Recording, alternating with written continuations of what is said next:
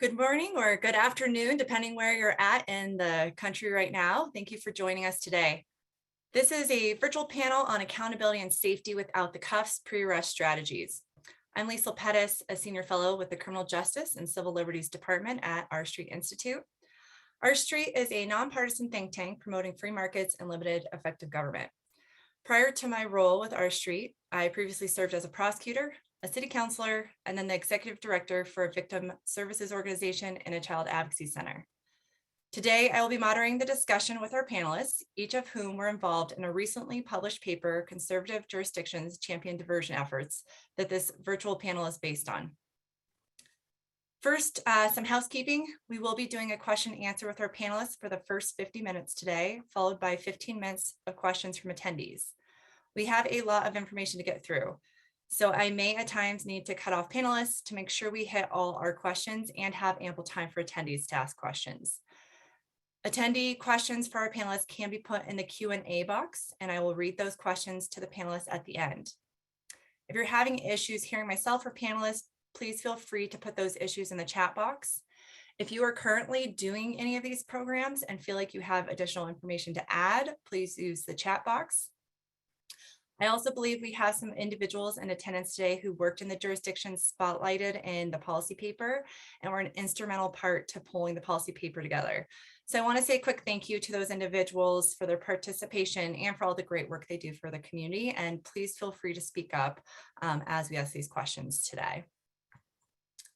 For the panelists today, we invited individuals with a variety of backgrounds because we wanted to make sure that you heard different perspectives when we're answering these questions. These are 4 very accomplished individuals, and they are prepared for all your tough and insightful questions, so please bring them. For our panelists today, we have Chief Anthony Holloway. Chief Holloway began his law enforcement career with the Clearwater Police Department in Florida. Upon his retirement, he was selected as the chief of police for the city of Somerville, Massachusetts. In 2010, he rejoined the Clearwater Police Department as the chief of police, and in 2014, he was selected and now serves as chief of police for the St. Petersburg Police Department. In this role, Chief Holloway helped launch the Community Alliance Life Liaison Community Responder Program in St. Petersburg, Florida. Chief Holloway has a bachelor's in business management, a master's in business administration, and is a graduate of the Police Executive Research Forum's Senior Management Institute. Further, he was awarded a certificate of completion for the Senior Executives in State and Local Government program from Harvard University and has completed the Federal Bureau of Investigation's National Executive Institute. Chief Holloway has taught law enforcement to national and international governmental, military, educational, and community organizations. He currently serves on several boards and committees in the state of Florida and nationally. In June of 2021, Chief Holloway was named the 2020 Outstanding Chief Executive of the Year by the Florida Police Chiefs Association in recognition of his exceptional performance and support and advancement of the law enforcement profession. Retired Chief Brendan Cox. Brendan is the Director of Policing Strategies at the Lead National Support Bureau, where he provides strategic guidance on the implementation of law enforcement assisted diversion to jurisdictions around the world. Brendan was previously employed by the Albany, New York Police Department, where he retired as Chief of Police in 2017. He served in numerous capacities in the Albany Police Department, including overseeing its Special Operations Unit and Child Family Services Unit. He rose through the ranks to become the Commander of Investigations, Assistant Chief of Operations, and Deputy Chief. In July 2015, he was appointed the Chief of Police. In 2016, under Brendan's leadership, the Albany Police Department was recognized by the Department of Justice as one of the top 15 police departments in the country as part of the COPS Advancing 21st Century Policing Initiative. Brendan has a Bachelor's of Science in Criminal Justice, a Master's of Public Administration, and is a graduate of the Police Executive Research Forum's Senior Management Institute. Brendan is an adjunct professor at the State University of New York at Delhi. He is an executive fellow with the Police Foundation, a speaker for the Law Enforcement Action Partnership, and a member of the Global Law Enforcement and Public Health Association. He also sits on several local Albany boards. Carrie Bolter. Carrie is the Behavioral Health Programs Manager for the El Paso County Sheriff's Office in Colorado Springs, Colorado.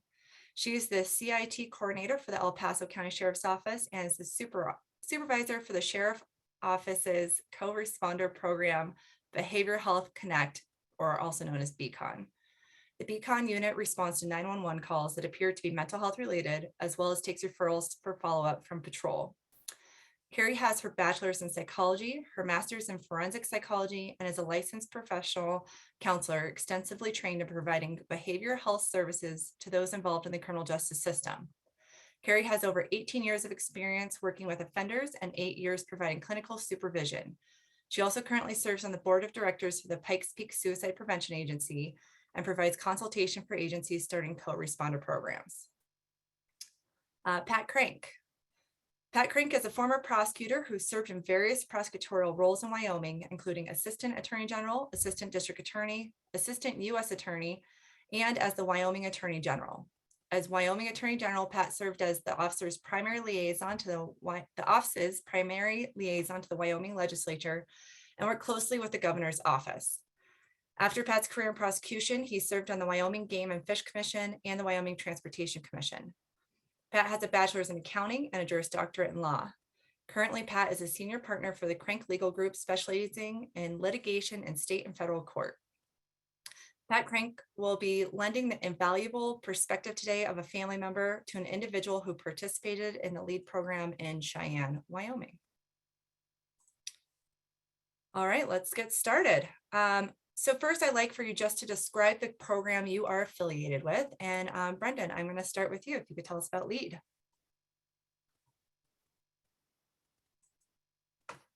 Thanks, Phil. Appreciate that very much. It's great to be here. So LEAD started in the recognition that we were arresting a lot of folks, especially at the height of the war on drugs, for drug use and for associated behaviors and mental illness, and the criminal legal system just did not have the ability to ultimately address those. And that was actually also driving huge racial disparities in the system. So LEAD really is meant to try to approach those issues around racial disparity and unmet behavioral health needs, where folks are cycling in and out of the system, and punishment and coercion are not ultimately helping the situation out. In fact, punishment and coercion are often driving further issues and trauma into that individual. And when LEAD started, LEAD was ultimately an option for police officers to be able to use their discretion to, rather than arrest somebody, to offer them help through a case manager. And at that point of connection with that individual, at that point of the alleged crime, an officer could offer them the option to be diverted into LEAD and to get a case manager and have a case manager respond to the scene and do a warm handoff. And once they did that warm handoff, that case manager would start working with the individual for really long-term street-based case management from a harm reduction standpoint.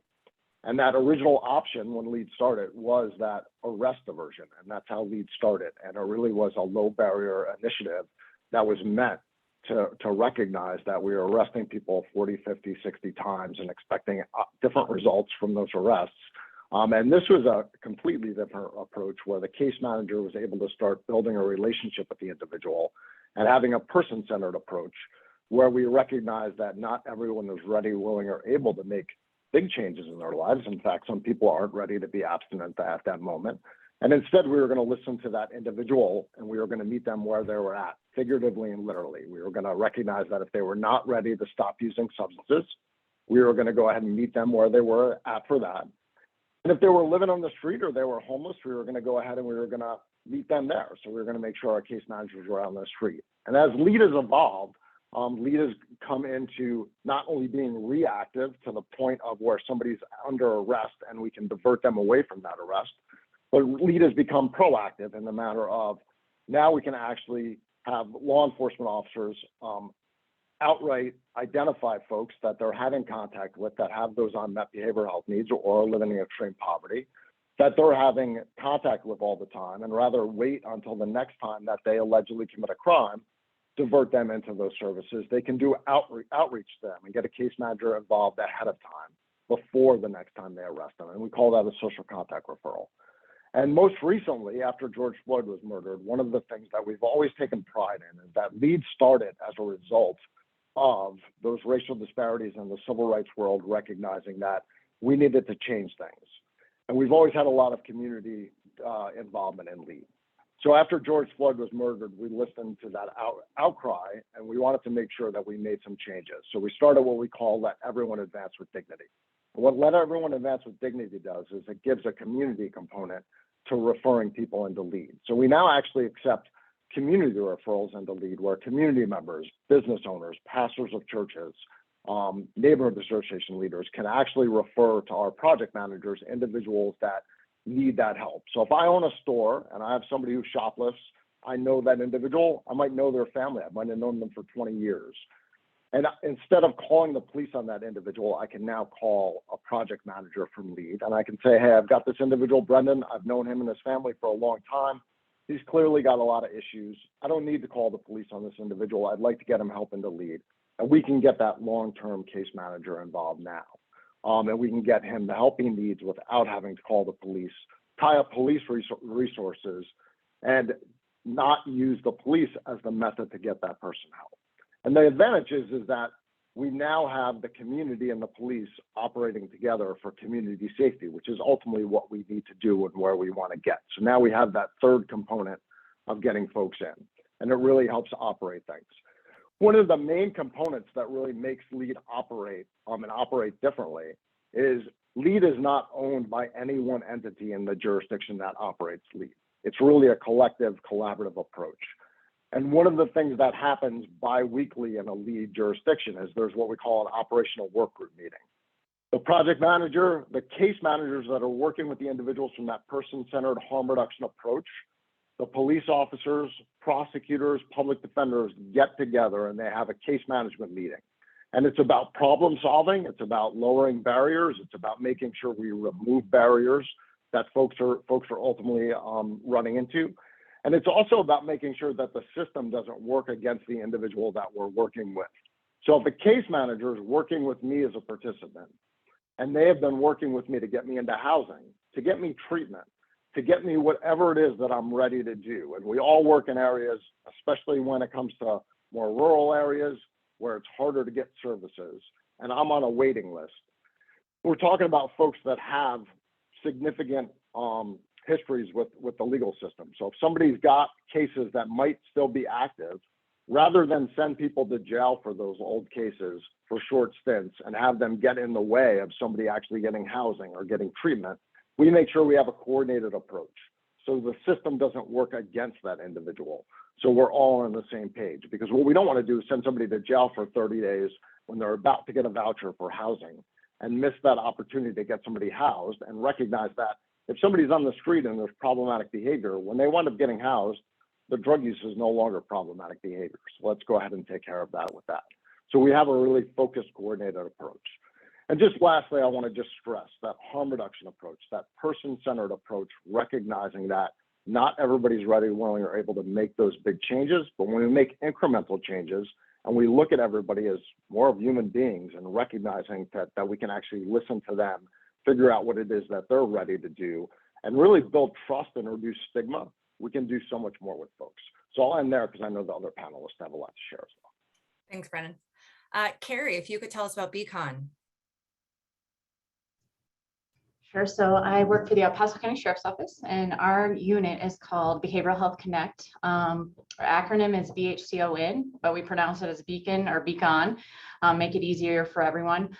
We are one of several co-responder programs that are funded by the state of Colorado. We get grant funding to help run our team. And what how our team is composed is we have a law enforcement officer from the sheriff's office. We have a deputy who is assigned a clinician that we get from UC Health Memorial, which is the largest hospital system here in Colorado Springs. And they work 40 hours a week together. They are truly partnered. They spend their whole week together in the car. So not a traditional clinical position. This clinician their office is the passenger seat of an unmarked Tahoe. We do use an unmarked vehicle because our unit is responding to those calls that appear to be mental health related, and we want to be a little bit more discreet for those individuals. If we are going to need to transport, or if we're sitting outside their home for a period of time, So like I said, we respond to calls that appear to be mental health related. It may be a suicidal check the welfare, which is pretty obvious that maybe that's our team needs to go to that. But we also look at calls such as disturbances, suspicious incidents, criminal mischief, those low level crimes that might not be technically a criminal behavior, but maybe somebody's looking like they need help, and our team will go to that. And so our goals are really to provide the lowest level intervention that person needs in the moment, rather than the traditional way of either arresting if they're engaging in a criminal behavior that is our deputy has discretion on, like a low level misdemeanor or a non-victim crime, or taking them to the hospital on a mental health hold. If we can treat them in place and safety plan with them and help them get the resources they need, then we can leave that person there and not disrupt their life.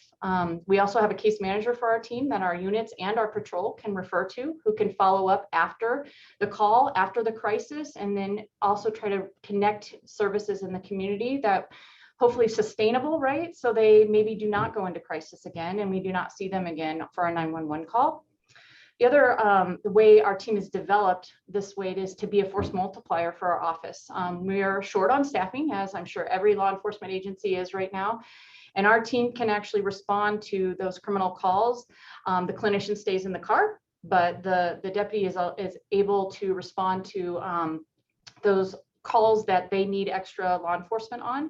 And then on the mental health calls, we're able to release cover cars so that they can get back into service and respond to the in progress calls. And that's really how our team was designed to have those benefits. Thank you, Carrie. Chief Holloway, if you could tell us about the call program. Thank you for inviting me here today. So St. Petersburg is the fourth largest city in Florida. And after the killing of Mr. Floyd, we met with the community and we started looking at our 911 calls and how we were handling those. We looked at those 911 calls as really as someone that's going through a mental crisis. Do you really need an officer to come there with a badge, a gun, a handcuff, and a taser? Because sometimes these victims, or so to speak, they're just calling out for help. So we then came about the call program, and that's called Community Assisted Life Liaison. And what we did with that, we found a third party, Gulf Coast Jewish Family Service Community, and it's not a co-response. We have 14 navigators that respond to the house or wherever the person is going through a crisis, and they would handle the calls. So basically, the person can call 911. It's filtered out through the 911 system, and then the dispatcher will then make that decision on whether they need to send a police officer to that call or whether they need to send just a navigator. And a navigator is I'll use up what everybody uses, is a clinician. We started this program back in February of 2021. Since then, we've gone to, the navigators have gone to over 5,500 calls by themselves, 31 initial contacts. There has been no records of anyone getting hurt, and 95% of the calls that they're responding to is without law enforcement. And we look at it this way, as you said earlier from the other two panelists, 9 times out of 10, when an officer is going to that call, he or she is thinking about, do I need to Baker Act this person or do I need to arrest this person? Well, that's good in some sense, because all you're doing is pushing this problem just for 72 hours, because that person is going to be released or that person just going through a crisis. Whereas the navigators, they will see that person then and work them through the system. So it's not just for 72 hours, it's just going through their crisis that they're going through. A good example is we had a gentleman that would call our police department every other day just with an issue. We referred him to the call, and since this program has been in place, we have not gone out to this gentleman's house again, because now he has someone that can help him through this crisis.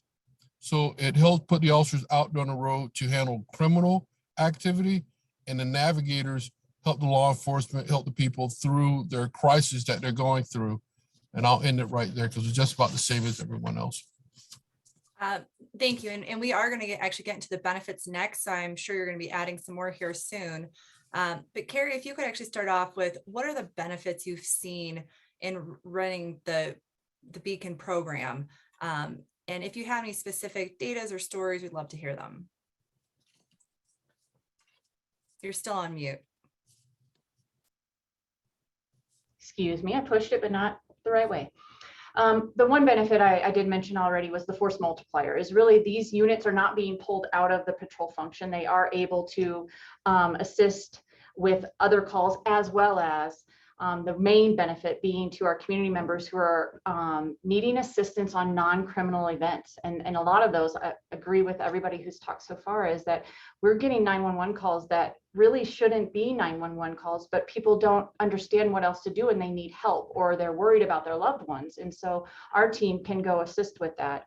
The benefits that our team also can go, because we do have the law enforcement, we're able to go on a little bit more higher risk calls than perhaps that a mobile crisis team that we have in our area might go to. So if there is a weapon involved, our team will still go. Our clinician doesn't come onto the scene until the deputy ensures that it's safe, but we're able to still make contact with people who are pretty high risk. We are able to have not only our team, but I think as an agency, a better understanding of mental health and how mental health can drive behavioral issues.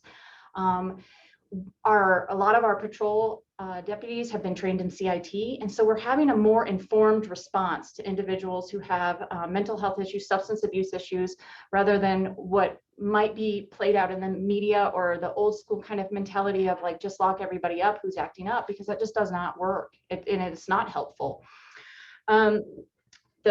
The freeing up of the patrol time, I did mention that, and in that, just to say, just in our last year, we released over 950 cover cars back into service, so that they can respond to the in-progress criminal calls. We can stay with the individual who needs mental health assistance.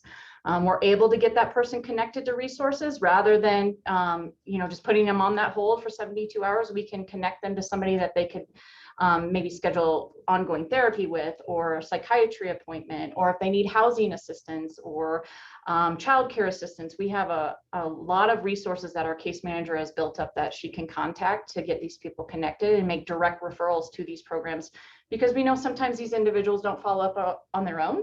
And so with their consent, we will make referrals for them so that these agencies can reach out to them. Last year, we responded to over 1,000 calls of mental health related calls that normally our patrol would have had to take. And so we only have 2 teams right now for 2,100 square miles. We need more teams, but as we maybe get to the problems with getting these programs started, we can talk about that. But our office has absolutely seen the benefit. Our community's seen the benefit. And one more, because of the discussion around mental health, I think that it's also been more open internally for our office, for our law enforcement to talk about this, and not be such a stigma that, yeah, it's okay that they had a tough call and they can talk to somebody about it. Thank you. Pat, if you could tell us first kind of how you've been involved with LEAD, and please feel free to describe your past as a prosecutor too, and then the benefits you have seen from the LEAD program. And you are on mute right now. Oh, hold on, got to take you off mute.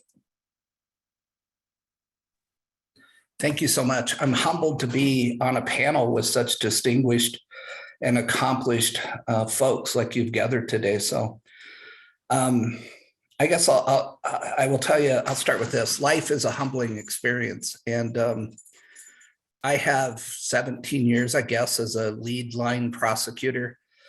And I was harsh. I mean, my fellow prosecutors and my policeman friends and agent friends used to tease me that I was not happy unless I sentenced someone to life plus cancer. I viewed that world that way, and I acted that way. And then all of a sudden you're a dad and you end up with children who have twisted off and are using drugs and drinking and doing all the stupidity that teenagers do. And you're suddenly in the system from a different side. And that totally humbled me. And ultimately, one of my sons joined the Marine Corps and straightened out and is doing quite well. The other one, because of what I'll characterize as felony and misdemeanor stupidity, was ineligible to go to the Marine Corps and continues to be a struggling alcoholic today. And in the course of that, I met Haley Hayden, who was running the LEAD program here in Cheyenne, Wyoming, and amazing young lady with the patience of Job and a desire to help folks like my son. And, if you've never been there it's just hell. You have this idyllic life, and all of a sudden you have kids that are engaging in this incredibly dangerous behavior and are in and out of jail. And, and I guess it's a sense of hopelessness. You have no control over a human being that you've raised and you still love tremendously, but you have no influence. And that was the magic and the gift of Haley and the LEAD program. I can speak to what Brendan talked about and the chief talked about and Carrie talked about, that, arresting these people. So my son today even suffers from mental illness that is being treated now, but frequently it's untreated. So what he does is he turns to a bottle of whiskey. And so when he's lucky enough to have a job and not be homeless and have an apartment, the first time he gets drunk and, does something stupid, gets in a fight with his neighbor at his apartment building, drives drunk, whatever. And if he gets arrested, it just further compounds every problem he has in his life, because while he's in jail, he has lost tens of jobs. He loses his ability to support himself. And really, he engaged in criminal behavior, and I understand why he could be arrested, but the problem is his mental health problems and his self-medication with alcohol. And so it just compounds everything bad in his life and keeps him on that downward spiral. And as a parent, you have no influence over that.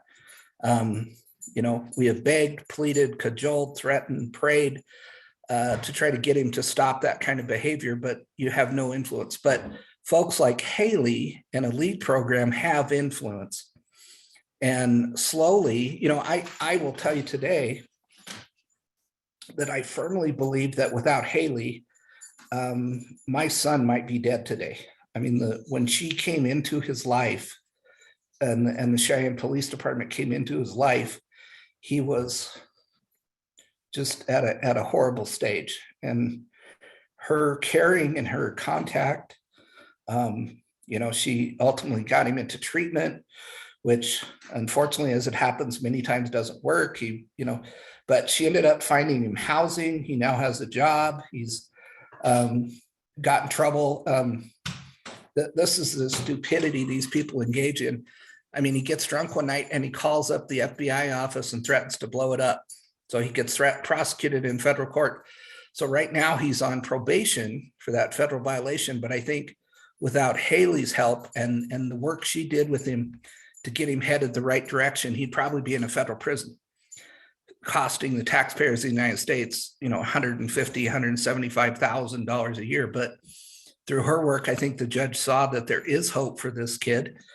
And when he's receiving mental health counseling and medication and has a place to live and, has someone that has an influence on his life, he's on probation, which is a great deal. And he's doing much better now. So, it's just as a harsh old prosecutor who thought you could arrest your way out of anything, it just doesn't work. And diversion programs like all of you are leading are an amazing resource, and it's the where we need to go. Thank you, As a Pat. father who thought his son would be dead, I'm just thankful that there are folks out you thinking of these bright ideas and creating these programs and doing good work. Thank Thanks. you, Pat. And I know that's not an easy thing to open up about, so I really appreciate you sharing that story, because I think it's very impactful of what these programs can actually do. Chief Holloway, can you describe some of the benefits from the community responder program call? Sure. So it's like everybody talked earlier, it really frees the officers up to go out and do police work. A good example is sometimes an officer would have to take someone to the hospital and they would have to wait for that intake. Now you have the call person that can sit there at the hospital, talk to the person while they're going through their crisis, and that officer, he or she, can be out on the road. It also built our relationship with the community, because people now, will, if they do call dispatch and then they know if someone's going through a mental crisis, they'll even say, you know what, I'll wait for a call person instead of an officer. So it really is engaging us in the community, is freeing us up to allow officers to do police work. And it's also the most important thing is giving the people that are going through their crisis help. And I'll use another good example is that when call, we'll go out the next day to make sure they make contact with that person the day before. Whereas a police officer, he or she wouldn't go out again until they got a call. Well, now you got a professional that's checking up on this person. And again, we saw probably about a 60% decrease in calls from our frequent callers. Thank you. Going from the positive to the negative, I'd like to talk about some of the challenges during implementation or of even running the program. Brendan, I'd like to start with you. And I know you didn't get a chance to speak about some of the benefits. So if you want to weave some of that in, please feel free. But if you could talk about some of the challenges, I know you've helped multiple jurisdictions set these programs up, and so I'm sure you've seen it all. Yeah, no, thank you very much for that. I want to also say to Pat, thank you for sharing that. I want to piggyback on some of the challenges off of that where some folks meet us. So I think one of the biggest challenges we have is that when we start talking to jurisdictions about what lead is and what lead is not, and the harm reduction approach is that, folks want to have this law and order, we got to lock everybody up or we got to send somebody to direct to treatment. And that's the only way to go. And that we try to explain, coercion and punishment has been proven to not work with folks, especially when they have an underlying mental health issue, they have underlying trauma, and punishment and coercion is not going to address that. And, yes, do I want to see folks out in the street using drugs? No, I don't want to see that. But at the same time, we know that there's underlying issues, and that when we just say, stop doing this, or we say, we're going to force you to go to a 30-day inpatient treatment, we're actually putting them more at risk.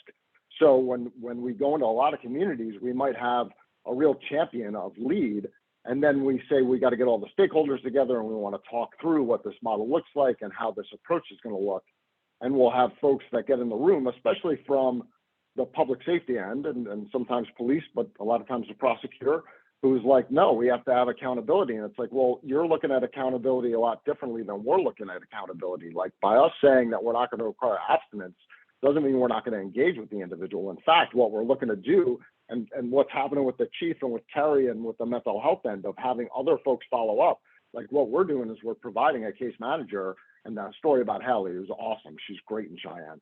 Of having other folks that are going to do that follow up and are going to engage with people, like that's what we're providing. We're providing that contact, that relationship, that person that's going to be there for that individual and build that relationship. And it's a challenge. Like harm reduction, I remember when I first started dealing with harm reduction, it was very counterintuitive for me. So like that's a challenge to get folks to think differently within the criminal legal system. And it's not a matter of whether you're conservative or you're liberal. It's a matter of like, let's look at the research. Let's look at what's in front of us. Not everybody is going to change the same way. We can look at our own lives. I can look at my life. Somebody tells me I need to change. I'm going to say no right away until I figure out why it is I need to change. So, we have to be able to meet that. I think the other thing is we all want instant change. We all want to see instant results, instant stats, instant, everything. And it's like that's not what's going to happen. I mean, we've been embroiled in this. We look back at the war on drugs and we look back at policies that have had negative effect across the country. Those policies go back over 50 years. For over 50 years, we've been saying we're going to address drugs by supply and demand. We haven't. So, what else are we going to do? Right now, we have this 107,000 people died last year, right? Probably more than that. We all know that number's probably low. Right now, there's poison on the street. So people also want to say, well, people are still dying. Yes, people are still dying because there's poison on the street. We need to do something different. I think about our first participant in Albany. The gentleman had been arrested 44 previous times. He wanted to get into a methadone clinic. The methadone clinics in Albany, for a city of 100,000, but a metropolitan area of 750,000 people, only had 750 slots for that entire region. So there was always a waiting list. So if we don't keep that person alive until they can get the methadone, we're going to lose that person, especially when there's poison out there. So many of our systems are broken.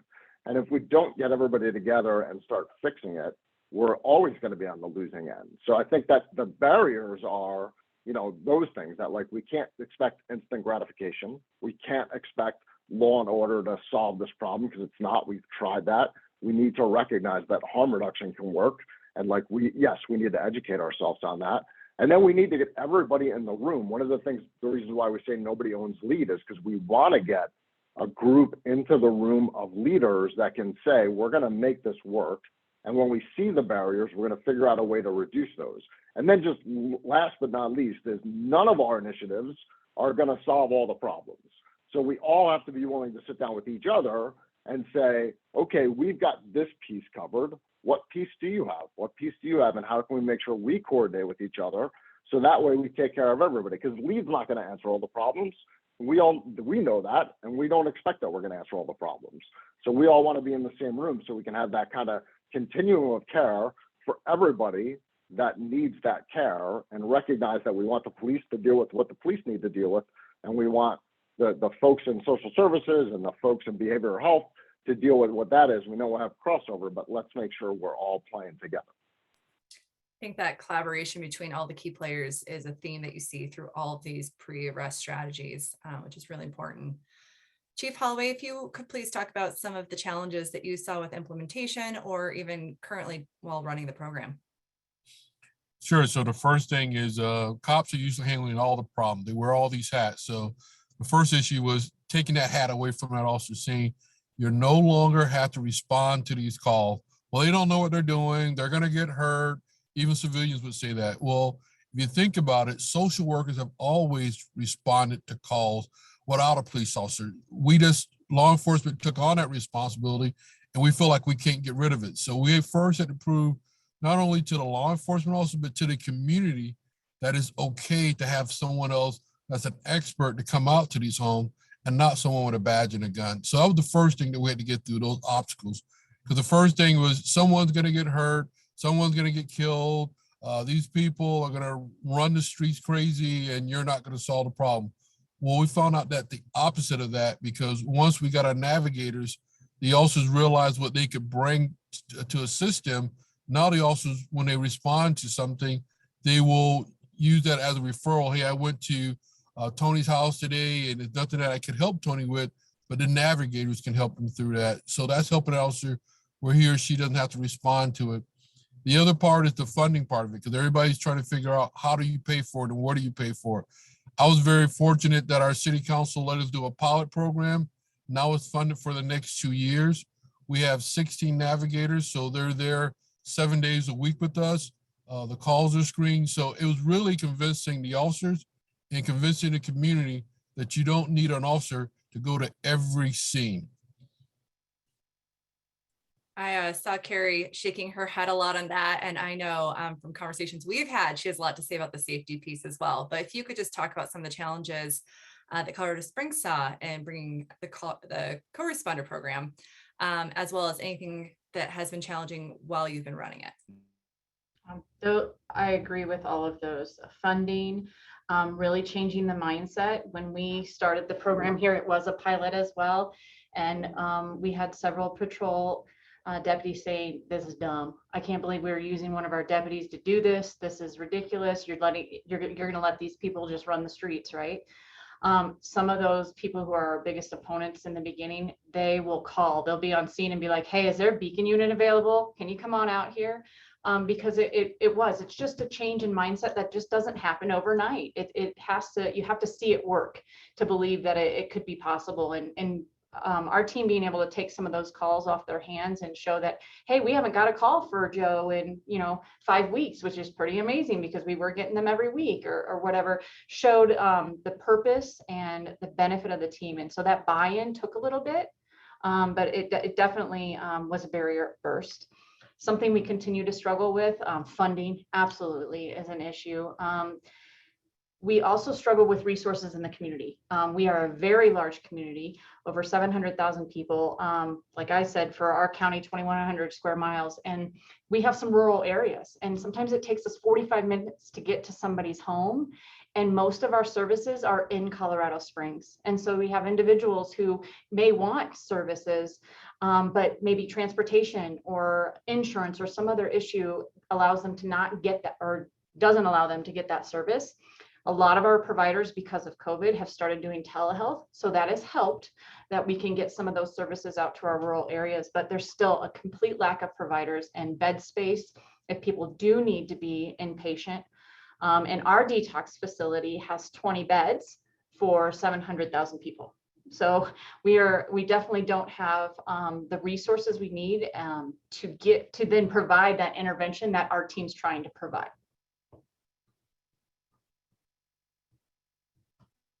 And I am going to ask some follow-up questions on some of the stuff you guys said. I'm sure the attendees have some too.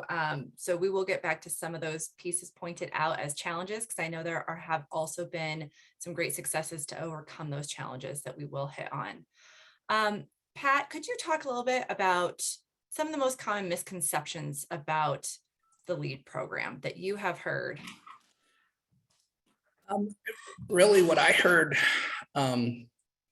it seems to me it's top driven. If you have a chief like Chief Holloway or Brendan or Chief Cox that support this and instill it at that level, it works much better. But I've seen people in upper leadership in police departments question for the same reasons that Chief Cox and Chief Holloway described.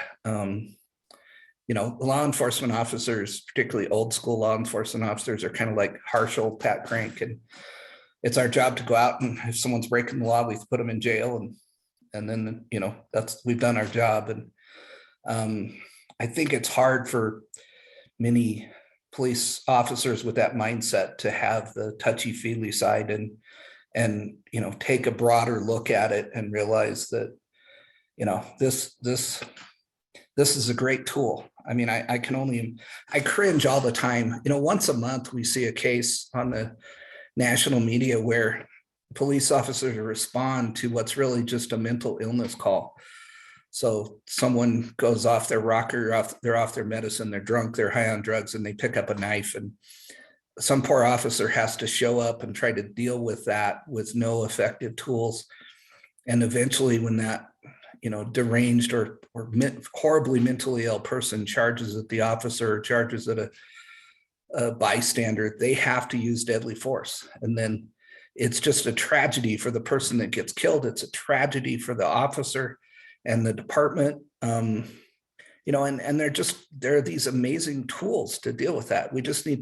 People need to take a broader look at the system and recognize the problems and this really, to me, apparent solution. But I wouldn't have known it was this apparent and this obvious and this effective without having gone through the personal experience with my son. Thank you.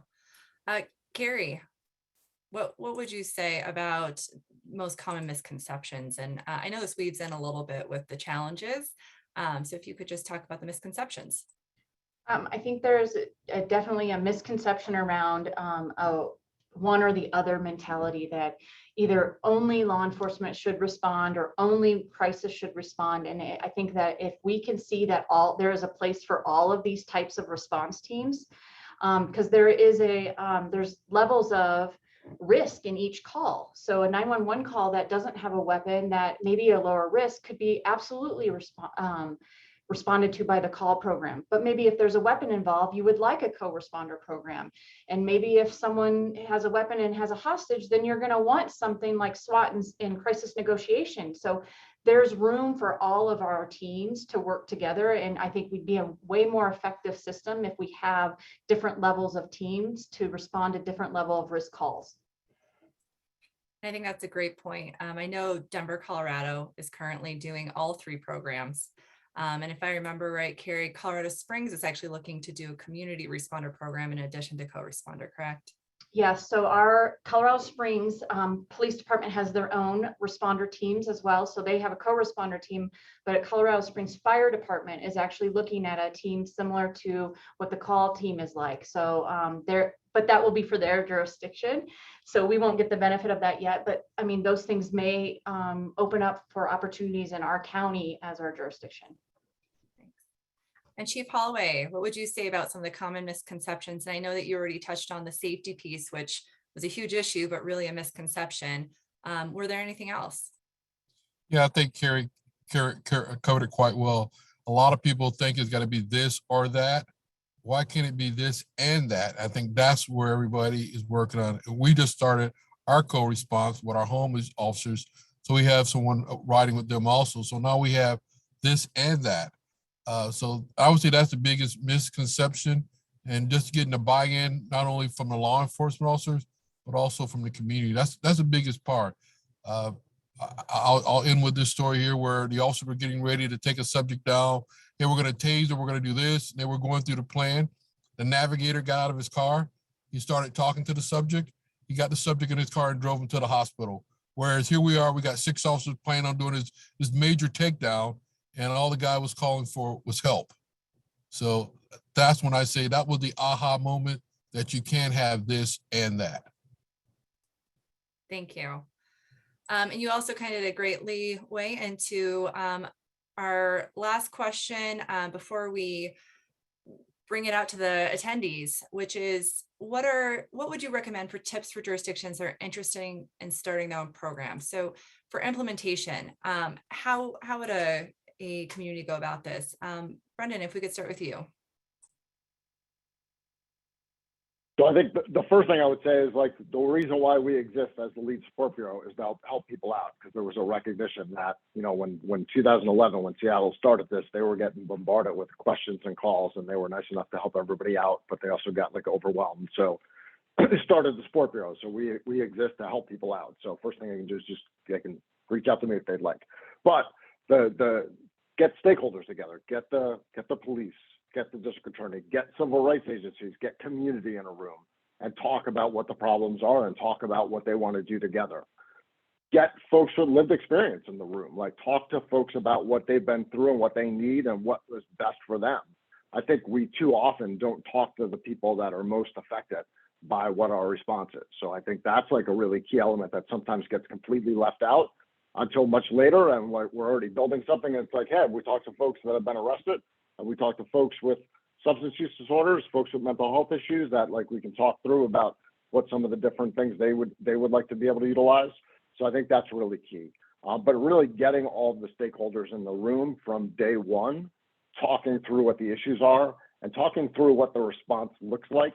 So there's not a lot of catch up later on to be able to say, like, when one person thinks that the approach is going to be, we're going to take the person, put them in handcuffs and bring them to treatment, as opposed to like, no, we're going to get a case manager who's going to start building a relationship.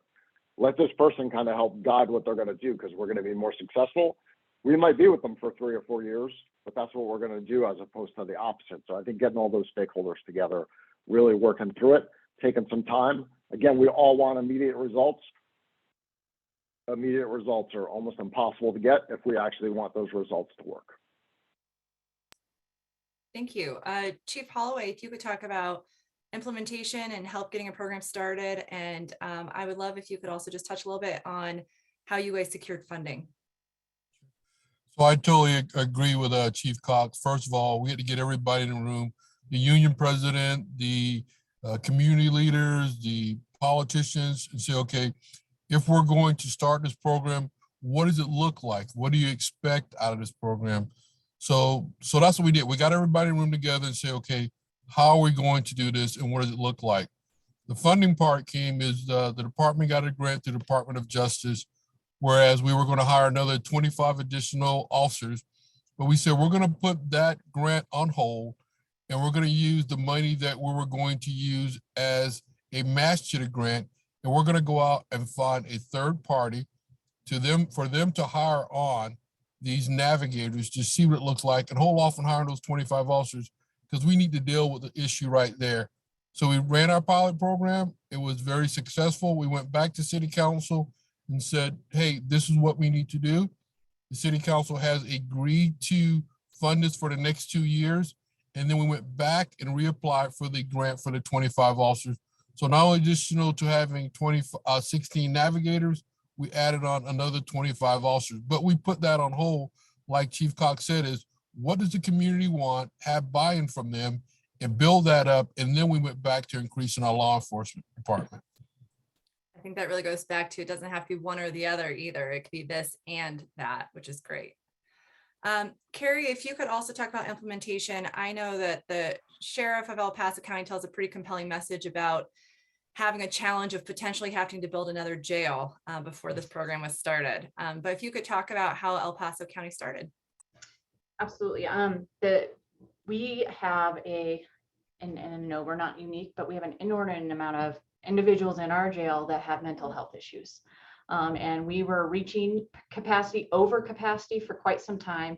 And that was one of the reasons the current sheriff was looking for an alternative, something pre-arrest that could help individuals maybe not even come into the jail. Because unfortunately they come into the jail then, and if they're not stable on medication, if they need it, and they're engaging in aggressive behaviors, they then may get themselves new charges, and then they're caught in that cycle and they're not getting out. And what they really need is potentially a psychiatrist or ongoing therapy to help them stabilize. So that was one of the things he was trying to relieve by looking for a team like this. And I would say specifically for co-responder, if you're trying to start a co-responder program and it's brand new, the first thing you need to do is figure out how are you going to figure out what are your calls or mental health.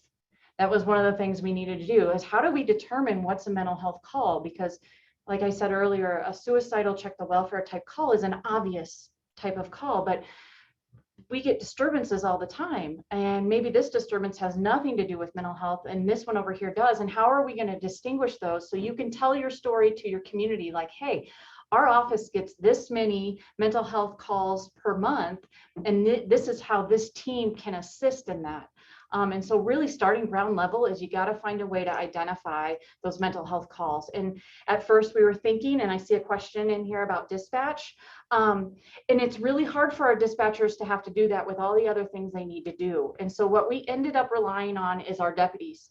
So our dispatch codes the call the way it needs to be coded as it comes in. They put all the notes in, and it's our deputy who responds to the scene who either tags that call mental health or not. Because it may be a disturbance and they get there and they realize this is mental health, versus the dispatcher who is only getting a certain amount of information from the reporting party. So there's tons of ways to figure this out, and other agencies do it different. That's how we decided to start managing how many of our calls are mental health. But I'd say ground level, you got to start there. And then you got to design your program. And so are you going to have a law enforcement and a paramedic? Are you going to have law enforcement and a clinician, a paramedic and a clinician, just a clinician? There's so many different models that work. And I would suggest absolutely do site visits. Go, if you're starting your program, go do site visits of programs that have them. That helped us a lot. There are tons of agencies like Brendan's or mine, I'm sure Chief Holloway's, that will give you information so you're not creating something. You don't have to recreate the wheel. We'll give you our operating procedures. We'll let you look at how we do things. Come visit us. We'll show you what we do so that you can have some groundwork to just get started. Thank you. I just want to remind attendees they can drop questions in the Q&A box. I know there's a couple questions in there already that we'll get to here in a second. I also want to remind people that we do have the policy paper that is on the R Street website that gives a lot more information about these different programs, some statistics from either their pilot or the length of time that they have been operating. And just as Carrie mentioned, they were great in sharing information. Some of those flow charts for dispatchers and things of that nature are included in that paper, but I know that all the panelists have also agreed to share their emails and contact information in case you want to reach out to them directly, and that will be provided at the end as well. So before I jump into the Q&A box, because I want to give people just a couple more minutes to put in their questions if they have them. Brendan, there was one statistic that I was hoping would come up about LEAD that has not yet, because I think it's such a compelling statistic, and I assume you know what I'm talking about, but it was the research done on recidivism and people who've gone through the LEAD program. Can you just talk a little bit about that? Yeah, you know, the first evaluation that was done was in Seattle, in the Seattle program, and it showed a 58% reduction in recidivism for the folks that went through LEAD as compared to the folks that did not. And that first study had a really good control group, even though we would not recommend to do it again the way it was done, but just basically because we don't want to not offer people LEAD. But ultimately, it was the same neighborhood that the original pilot was started in. And to Chief Holloway's point too about the pilot, like do things in a pilot and then grow. The Belltown neighborhood in Seattle, the folks that got diverted versus the folks that did not, that 58% reduction in recidivism. And just to throw other like places out, I'm looking up at the screen, so forgive me because my eyes are changing direction. In Los Angeles, they were able to show, felony arrests 5 times lower for lead participants. Felony cases 5 times lower for being filed. Lead participants 4 times less months on probation. Misdemeanors less, arrests 50% lower. And then Longmont, 50% reduction on arrest, 25% reduction in summonses. We often get asked, should we just be approaching arrests or should we also be looking at summonses that are issued, because folks are doing a lot of non-custodial arrests. Do the non-custodial arrests as well. They can create just as much harm. And I think in Cheyenne, folks in Cheyenne for a while, nobody had gotten rearrested. So, I mean, we talk about public safety. Arrest plus prosecution plus incarceration is not always equal to public safety. Sometimes not arresting somebody, and I think we've proven it out, not arresting somebody and getting them to somebody who can actually address what the root cause of the issue is can lead to much greater public safety than actually arresting somebody. Stories all over the place, right? Across the country, folks in jail, unmet behavioral health needs, mental health issues, substance use issues, trauma, poverty. Those aren't getting addressed in jail, or they're getting addressed, but only in a certain fashion. So if those are the issues and we're not ultimately able to truly dig into those issues, get them addressed in the right fashion, we're not equaling public safety. So if we can actually have a public health approach, which is what we're trying to bring to this, we can actually do much, much better. Thank you. And Carrie, I know that Chief Holloway talked about the safety component, but I would love to hear, since you are a non-law enforcement officer responding to these calls, I'd love to hear your perspective too. And your program has been one of the longest running. I think you guys are at like 5 years. Can you talk a little bit about personally how you have felt about safety and the other clinicians you've worked with, how they have felt about that safety component? Absolutely. So I feel absolutely safe with our deputies and the law enforcement that I write with. My safety, the clinician's safety is a priority to them. They will not bring us onto a scene if they do not feel that it's secure enough for us to be. They'll actually have us call the individual on the phone from the car before they'll let us come in if they think it's that dangerous. And so they'll ask the individual like, hey, I've got a clinician with me. Can they call you, rather than bringing us in? We do wear ballistic vests.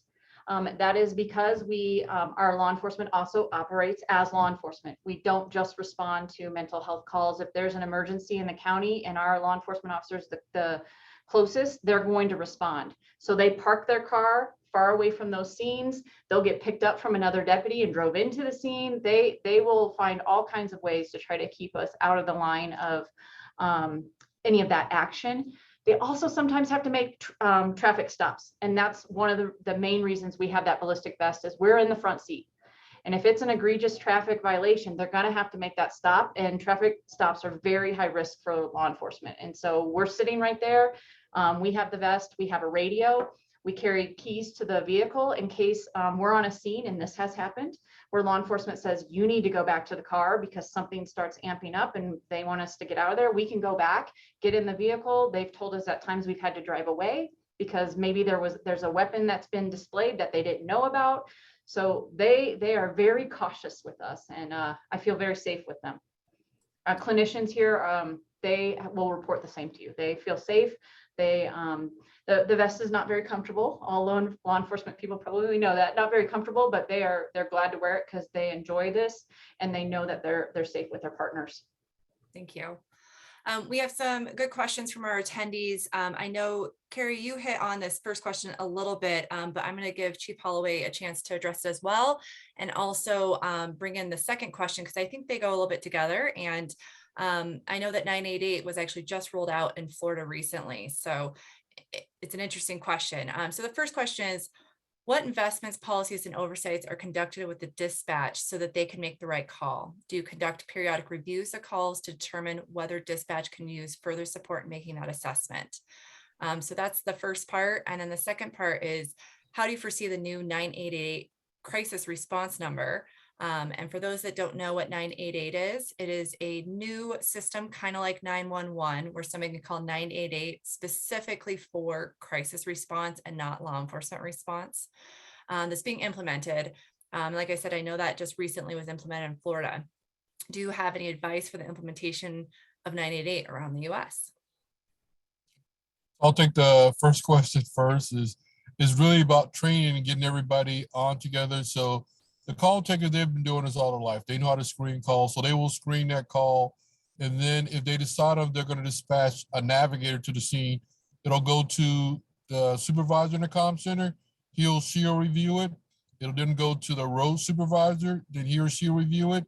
And then it goes to the navigator. And then the navigator has the option of saying, no, we don't need to go to that call. You really need a police officer. So that's the checks and balances. Everybody really vets it out quite well. Or just like Carrie said, even a navigator can call them on the phone, and get a feel for what's going on. So all those checks or balances are in there.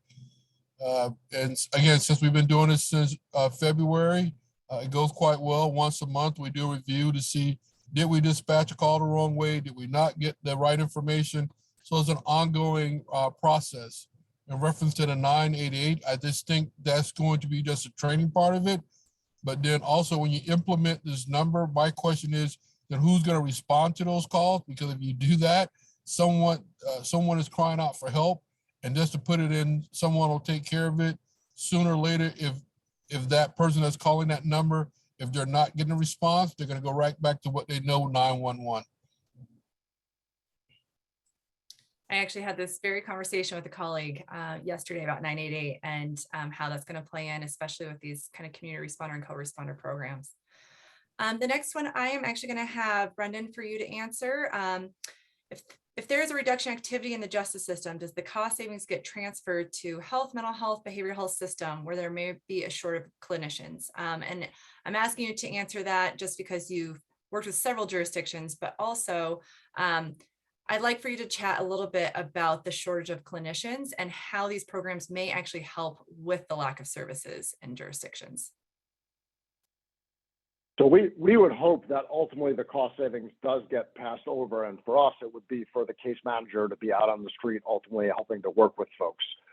And truthfully, we have seen a reduction in savings in the criminal legal system, but that has been not as great as what we would want, because ultimately, unless you're going to close jails down, you're not going to see that big savings. But truthfully, what we've probably seen more of, and we're looking to get a couple of evaluations done on this, is more savings in the medical field, because what we see is that the same kind of, I'll call super utilizers, and I don't mean that in the same term as like the old super utilizers, but the same folks that are getting arrested over and over again for a lot of lower level offenses driven by unmet behavioral health needs are often the same folks that are many times using the emergency room for medical and behavioral health needs over and over again, and are not getting signed up for Medicaid and other things and have a primary physician. So we're seeing that crossover. So when we get somebody in the lead as a lead participant, many times our case managers are finally getting somebody Medicaid and getting somebody a primary physician. So we've seen in some of our jurisdictions that the healthcare savings is probably going to be greater as we continue to move down the line with some of the jurisdictions than the criminal legal cost system savings. So we would like to eventually see that to be reinvested to the front end of behavioral health needs, medical needs, mental health needs, and getting more case managers on the streets, because we do believe that that will ultimately help to get kind of the system righted and getting folks, it shouldn't take until somebody pitches a tent and starts living in a tent on the streets of Albany for somebody to call the police to go like, hey, maybe we need to figure out what's going on with this individual. And certainly to Chief Holloway's point before, right, the police have kind of taken this burden on of being the folks that respond to those, when in fact, Carrie's point, there should be folks that go out and do that screening and talk to folks that are already professionals, already have done that work and are actually comfortable doing it. Sometimes we're not, as police, we think we can't let that go because we get concerned there's safety issues, but in fact, many times those safety issues aren't there when people are more comfortable talking to other folks, including the folks that are out on the street when it comes to that. So we do want to see that reinvestment. That's one of the things we'd like to see happen. And then there was a question that I know, Brendan, you did answer in the Q&A box, but just for the benefit of other attendees, if you wouldn't mind just briefly describing how LEAD might be involved in spotting victims of human trafficking, and whether or not you meet with community leaders, educators, and faith leaders and offer training so that they know what warning signs to look for. Yeah, so there are two things. So we do wind up having a lot of jurisdictions that do wind up referring folks in around sex work. So LEAD is active in that area. So there are two places that may come up. One is many of our jurisdictions start what we call a community leadership team, and that is ultimately folks with lived experience, community leaders, civil rights leaders, that ultimately are kind of engaged in LEAD in two ways. They're engaged in LEAD to give feedback to the policy group to make sure that we're on target, that we're doing what everybody wants us to do, that there's feedback from folks with lived experience. And then they also do community engagement to make sure the community is aware of what LEAD's doing, get that feedback that they can give to the policymakers. So that can be done. Information around, if there was information around sex trafficking, that can be one of the communications. The other place is in that bi-weekly meeting where there's an operational meeting about what's happening with participants and other things where folks could have those open discussions about if there is trafficking that's suspected, especially if someone was diverted that's either being trafficked or, because we do draw lines in some places, if somebody is diverted who's suspected of trafficking people, that there could be a discussion around that if that person was causing harm to other people. So that Operation Work Group meeting, there'd be some good open discussions around that between case managers and the public safety folks at the table. So we want to make sure we have conversations, and anybody that enters LEAD signs a release of information so that folks can talk freely about things that are shared. We clearly don't want to overstep our bounds when it comes to sharing information, but if there is a danger there, we make sure we share information. I want to remind attendees, we have just a couple more minutes left. If they want to ask any last questions, please go ahead and drop those in the Q&A. But quickly, I want to see, Pat, I know you weren't able to answer every question. I wanted to see if you had any additional information that you wanted to share with attendees, or any responses that you wanted to comment on, anything of that nature. I guess the only thing I would add is when you gather your groups to try to get these pilot programs or get this going in your community, I don't know if it's the same everywhere, but in Wyoming, we have hundreds of millions of dollars of unreimbursed healthcare. So, you know, if when the officers would respond to my house, it was in times of COVID, the local district attorney had said they weren't going to prosecute anybody for misdemeanors. The sheriff had closed the jail over COVID concerns. So those poor deputies that would respond to my house, you know, had no options. And if you had a LEAD program that was staffed properly and active, they would have had an option. So COVID compounded the problem, but, you know, ultimately, as a parent, we were you know, I would beg him to arrest him because that was the only option to solve the problem for us that night. But if he threatened to kill himself or something, I could fill out what we call a Title 25 affidavit noting that he threatened to kill himself, and they would take him to the hospital, who would hold him for 12 hours and then let him go. So that medical community component, I think they're the ones that are really footing the bill for untreated mental health and alcoholism and drug addiction. So I would think they would be a major player in trying to set these up in your communities. I think that's a great point, that these programs do give an option outside of arrest or declining or dismissal. It really is a third option, which is great. Last piece, if anybody else, Carrie, Chief Holloway, Brendan, if you have any additional thoughts you want to share or anything you want to respond to, we have about 2 minutes left, and then we will wrap up. And I will be providing the contact information for everybody on the panel today. So for those of you still on, if you want to write those down, those will be coming shortly.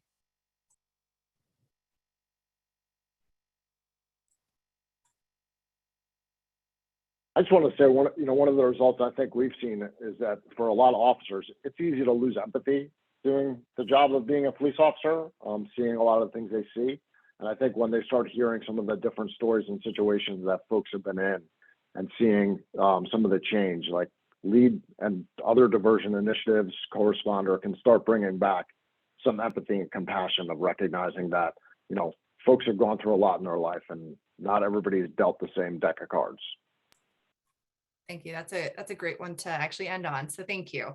I did see a question asking about the recording. Yes, the recording will be online. We will be sending it out to not only people who attended today, but those that registered, and also colleagues, and please pass it around. This was a great panel today. We really appreciate all the time and attention from our attendees. We hope the information about the LEAD program in Cheyenne, Wyoming, the co-responder program in El Paso County, Colorado, and the community responder program in St. Petersburg, Florida was valuable to you. The research has shown that each of these programs have prioritized police time and resources, enabling law enforcement to deal with serious crimes while simultaneously rebuilding community relationships. And these initiatives have also increased public safety while saving taxpayer dollars. A huge thank you to not only our panelists who did amazing today, but all the people who participated in the policy study that our street pulled together. It really was a team effort to get all this great information out to the public. If you would like to read that policy study, it really dives into the details, the facts, and some stories. You can get that at the Our Street website. I'm also going to drop it in the chat here for anybody that would like to read it. And the next slide here will show you the contact information for all of our panelists in case you want to reach out to them directly. I have one more question here. That's great. I just a note in here that DCP's team, a not-for-profit organization, provides unarmed civil protection service in Washington, D.C., something to learn about later. So thank you, everybody, for your time today. And you'll have just a couple minutes back to get some water before your next meetings that I'm sure you have. Thanks again.